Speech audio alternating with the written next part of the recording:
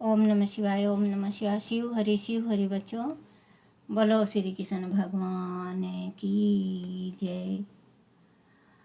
बोलो शिव पार्वती की जय।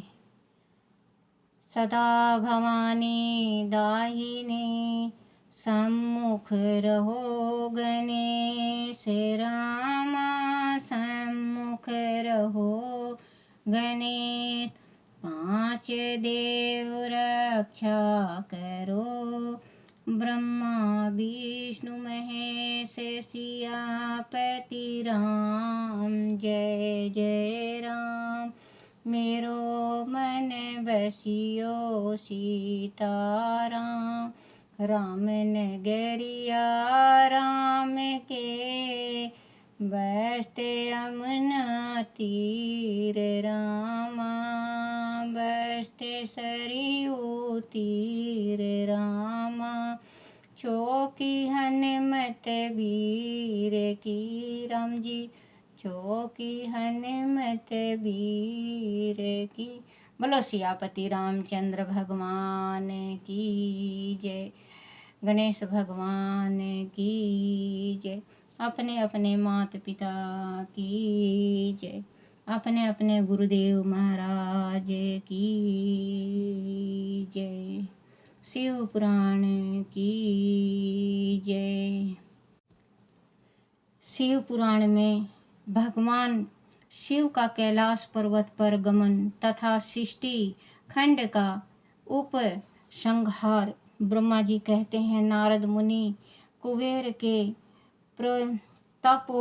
तपोबल से भगवान शिव का जिस प्रकार पर्वत श्रेष्ठ कैलाश पर शुभ गमन हुआ, वह प्रसंग सुनो। कुबेर को वर देने वाले विश्वेश्वर शिव जब उन्हें निधिपति होने का वर देकर अपने उत्तम स्थान को चले गए, तब उन्होंने मन ही मन इस प्रकार विचार किया। ब्रह्मा जी के ललाट से जिसका प्रादुर्भाव हुआ है तथा जो प्रलय का कार्य संभालते हैं, वह रुद्र मेरे रूप स्वरूप है। अंत उन्हीं के रूप में मैं ग्रह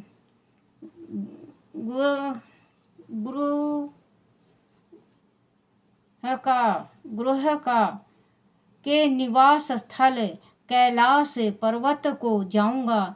उन्हीं के रूप में मैं कुबेर का मित्र बनकर उसी पर्वत पर विलास पूर्वक रहूंगा और बड़ा भारी तप करूंगा।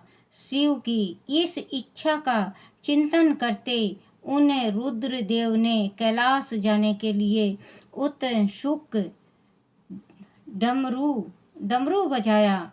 डमरू की वह ध्वनि जो उत्साह बढ़ाने वाली थी, तीनों लोकों में व्याप्त हो गई। उनका विचित्र एवं गंभीर शब्द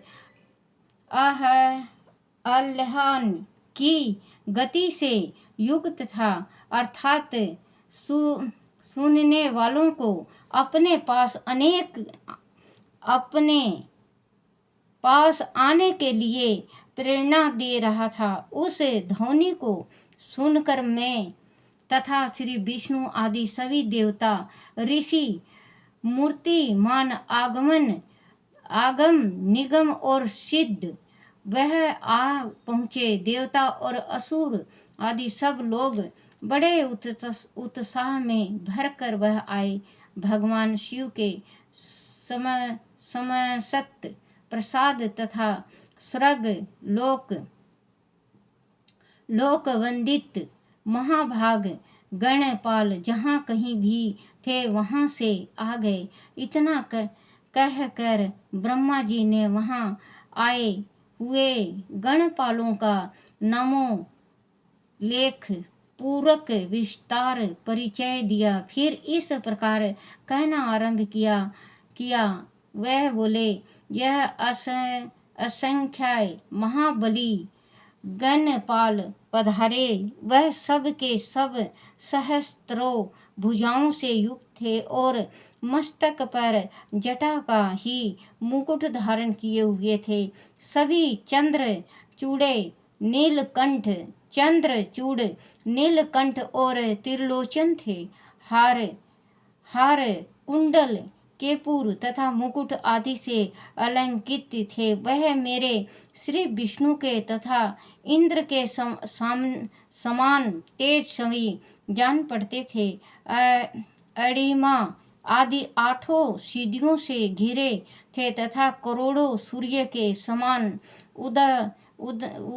उद्भासित हो रहे थे। उस समय भगवान शिव ने विश्वकर्मा को उस पर्वत पर निवास स्थल बनाने की आज्ञा दी। अनेक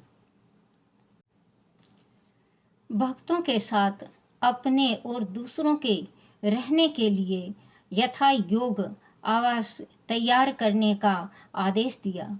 मुनि तब विश्वकर्मा ने भगवान शिव की आज्ञा के अनुसार उस पर्वत पर जाकर शीघ्र श्री हरि की प्रार्थना से कुबेर पर अनुग्रह करके भगवान शिव आनंद कैलाश पर्वत पर गए। उत्तम मुहूर्त में अपने स्थान में प्रवेश करके भक्त उत्सल परमेश्वर शिव ने सबको प्रेम दान दे सनाथ किया। इसके बाद आनंद से भरे हुए श्री विष्णु आदि समस्त देवताओं, मुनियों और सिद्धों ने शिव का प्रसन्न पूर्वक अभिषेक किया। हाथों में नाना प्रकार की भेंट लेकर सबने क्रमश उनका पूजन किया और बड़े उत्साह के साथ उनकी आरती उतारी। मुनि उस समय आकाश से फूलों की वर्षा हुई जो मंगल सूचक थी। सब और जय जयकार और नमस्कार के शब्द गूंजने लगे। महान उत्साह फैला हुआ था जो सबके सुखों को बढ़ा रहा था। उसी समय सिंहासन पर बैठकर श्री विष्णु आदि सभी देवताओं द्वारा की हुई यथोचित सेवा को बारंबार ग्रहण करते हुए भगवान शिव बड़ी शोभा पा रहे थे। देवता आदि सब लोगों ने सार्थक एवं प्रिय वचनों द्वारा लोक कल्याणकारी भगवान शंकर का पृथक पृथक स्तवान किया। सर्वेश्वर प्रभु ने प्रसन्न चित्त से वह सनातन सत्यवान सुनकर उन सबको प्रसन्न पूर्वक मनोमंचित वर एवं अभीष्ट वस्तुएं प्रदान की। मुनि तंदारत श्री विष्णु के साथ में तथा अपने सब देवताओं और मुनि मनोमंचित वस्तु पाकर आनंदित हो भगवान शिव की आज्ञा से अपने अपने धाम को चले गए। कुबेर भी स्थान को गए। फिर वह कुबेर भी शिव की आज्ञा से प्रसन्न पूर्वक अपने स्थान को गए। फिर वह भगवान शंभु जो सर्वथा स्वतंत्र हैं, योग परायण एवं ध्यान तत्पर हो पर्वत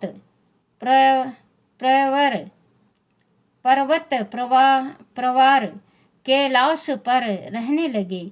कुछ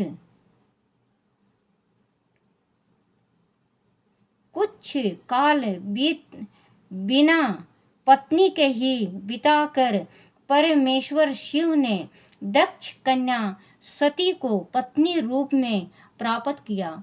देव ऋषि फिर वह महेश्वर दक्ष कुमारी सती के साथ विवाह करने लगे और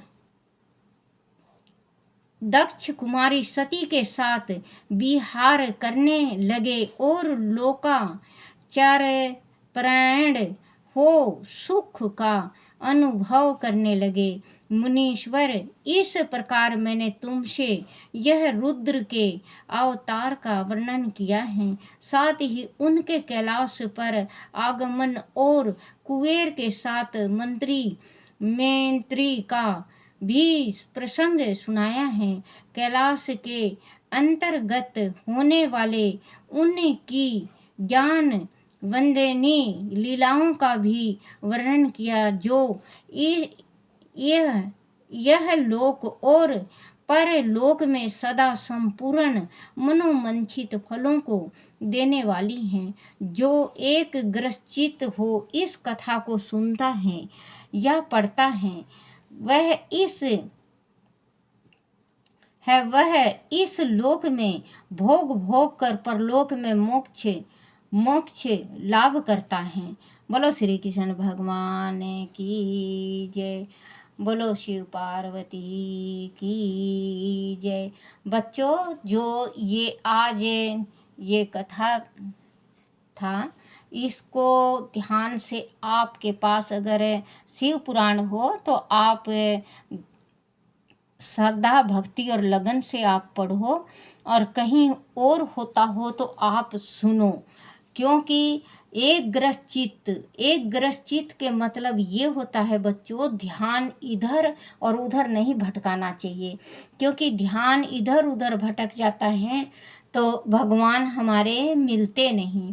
तो बच्चों, आप एक ग्रसित होकर चाहे आप कुछ भी कार्य करो, माला फेरो, जब भी भगवान को अगर आप एक भी माला फेरते हो बच्चों तो भगवान को अर्पण हो जाता है। अगर आप 2 माला फेरो, आपके वो इच्छा है बच्चों, आप अपने सुविधा अनुसार कर सकते हो कि आप 1 फेर सकते हो माला, 2, 10, 11, 100, आप वो अब आपकी इच्छा है।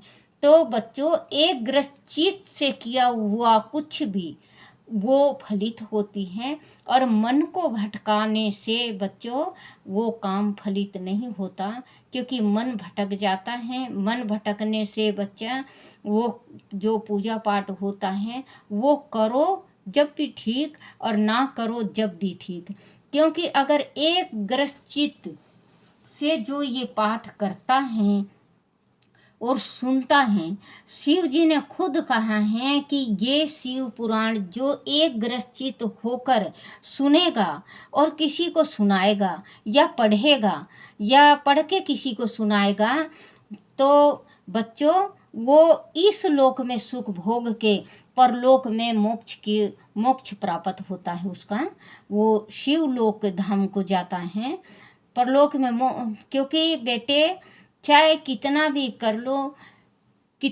कर लो अपने गृहस्थी का काम, जब तक 2 घड़ी राम का नाम नहीं लोगे तो बच्चों वो जो हमारा जीवन है वो जीवन बेकार है।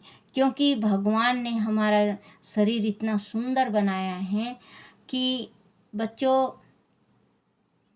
सारा काम कर सकते हैं हम, भगवान जप सकते हैं, पूजा कर सकते हैं, कान्हा को नहला सकते हैं, माई का आरती कर सकते हैं, पितरों का दान कर सकते हैं, कन्या दान कर सकते हैं, गौ दान कर सकते हैं।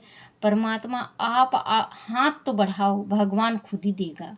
अगर आप के पास नहीं है और आज आप 1 पैसा का दान कर रहे हो तो आप बच्चों कल 100 रुपये का दान करोगे, क्योंकि भगवान खुद देता है, अगर वो भी सही दिल से और हृदय से और बच्चों एक ग्रसित से जो आप देते हो। आप दो, कौन सा वो था बच्चों राजा जो दान दिया करता तो आँख नीचे कर लिया करता।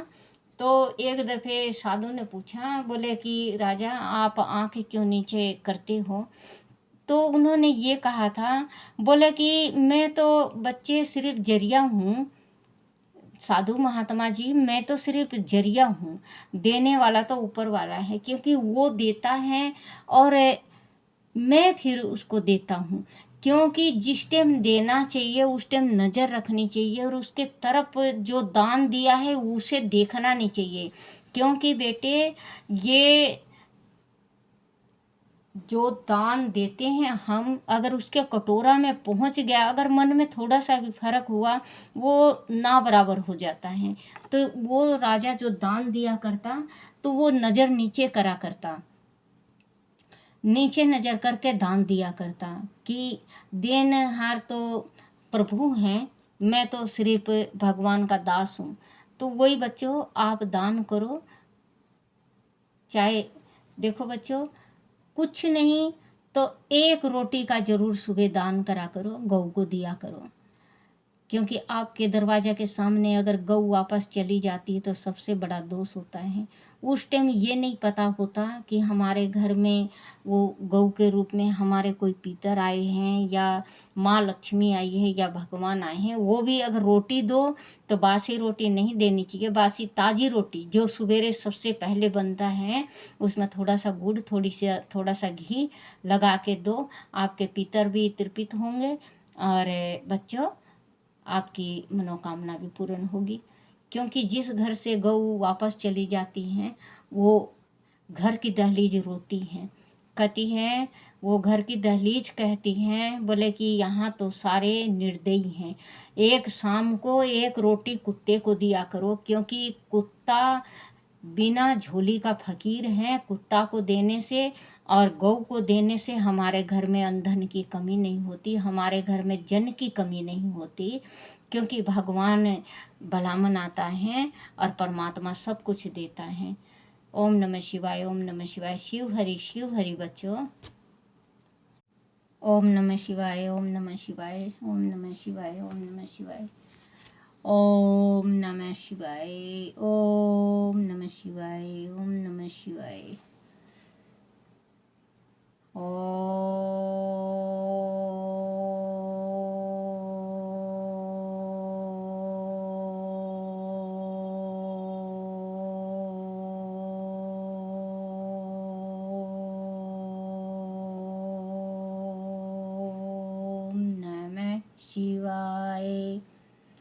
शिवाय नमो, शिवाय नमो, शिवाय नमो, शिवाय नमो, शिवाय नमो, शिवाय नमो, शिवाय नमो। बोलो शिव पार्वती की जय, भागवत पुराण की जय।